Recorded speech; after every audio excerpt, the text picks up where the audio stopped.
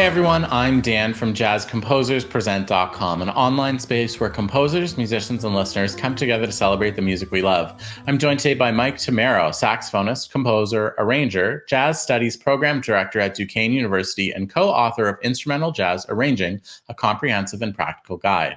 Mike is here to show us how to incorporate time signature conversions into your writing. Thanks, Dan.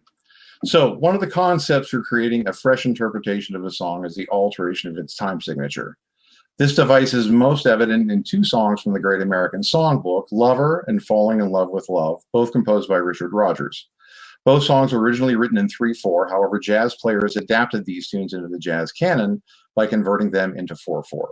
By the way, the examples we're going to use today are from the book that John Wilson and I created that Dan mentioned earlier. Time signature conversions can involve simple or compound meters. The alteration requires the augmentation or diminution of note values and harmonic rhythm. For this demonstration, I'll use two public domain tunes, Billy Boy and Home on the Range. The most probable alteration for any 4/4 tune is to 3/4. The two possible ratios for a 4/4 to 3/4 conversion are 1:1 or 1:2.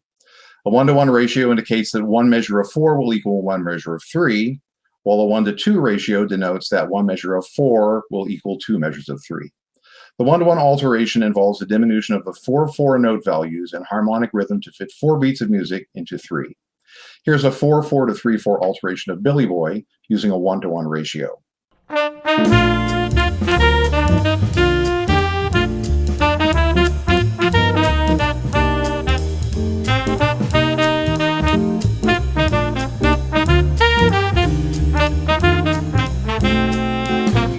Notice that in this alteration, the diminution of note values doesn't provide much space for the insertion of new melodic material.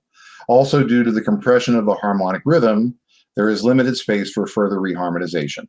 You'll find that this alteration is most effective when applied to tunes containing a majority of longer note values. Now, the 1:2 ratio alteration from 4/4 to 3/4 involves the augmentation of the 4/4 note values and harmonic rhythm to extend 4 beats of music into 6. This stretching of the music allows both melody and harmony to breathe and provides more freedom to reinterpret both. This conversion can be applied to any tune, no matter how many eighth notes are present.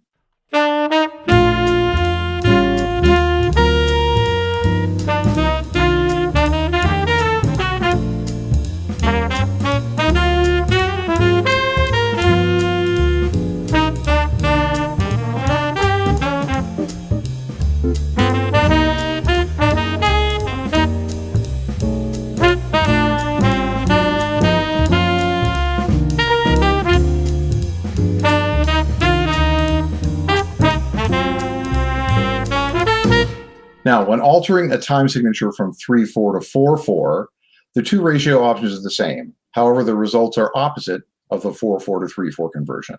The 1:1 alteration produces a more spacious rendering of the melody, and the 2:1 ratio produces a much more compressed version.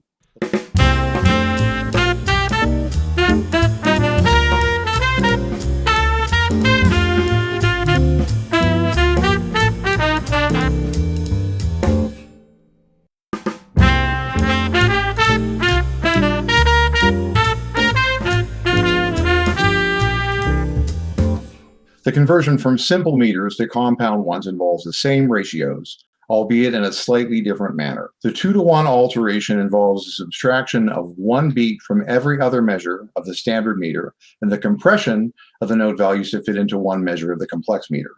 To preserve the inherent rhythmic qualities of the simple meters contained within the compound ones, the first of the two simple meter measures usually remains rhythmically intact, with the compression occurring in the second measure.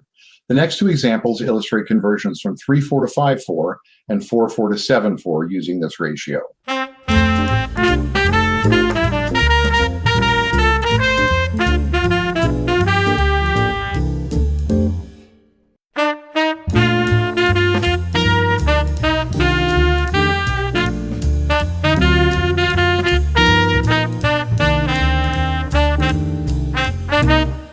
The 1:1 ratio works only when creating a 4/4 to 5/4 conversion.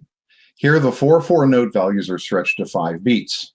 This conversion involves two processes. In order to retain the qualities of the simple meters contained within the compound one, The most efficient way to create a 4/4 to 5/4 alteration using a 1-to-1 ratio is to first create a 4/4 to 3/4 alteration using a 1-to-2 ratio, and then alter this 3/4 version to 5/4 using a 2-to-1 ratio and the method outlined earlier.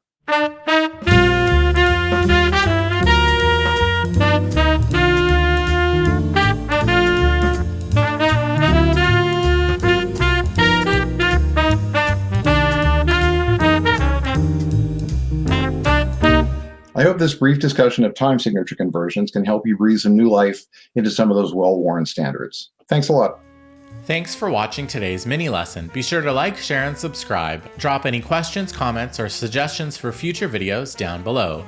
To watch our full-length events and participate in live Q&As with our presenting artists, head to jazzcomposerspresent.com. Thanks, and we'll see you next time.